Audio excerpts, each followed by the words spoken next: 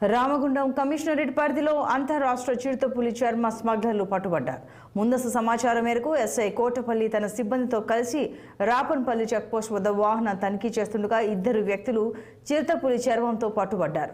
SI Kotapalli అదుపులోకి తీసుకుని విచారించారు. బారేగూడ పోస్ట్, భూపాలపట్నం, ఛత్తీస్గఢ్ రాష్ట్రంలోని బీజాపూర్ జిల్లా మరియు బీజాపూర్ జిల్లా బోడగుట్ట అటవీ ప్రాంతంలో సుమారు 2 సంవత్సరాల క్రితం ఒక చిరుతపులిని చంపారని, ఈ రోజు వారు తమ మోటార్ సైకిల్పై అమ్మడానికి తీసుకెళ్తుండగా రాపనపల్లి వంతెన వద్ద వారిని పోలీసులు పట్టుకున్నారని తెలిపారు.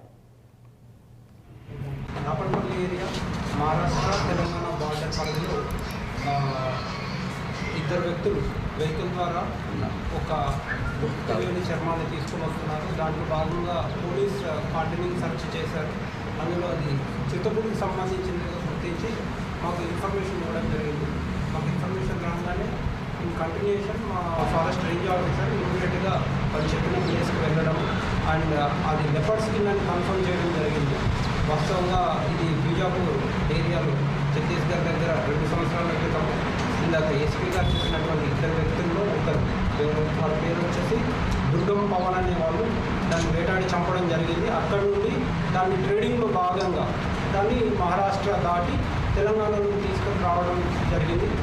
మంచిర్యాల దగ్గర దాన్ని ట్రేడ్ చేయాలనే ఉద్దేశంతో, దాన్ని అమ్మి లాభం చేసుకోవాలనే ఉద్దేశంతో వస్తున్నారు.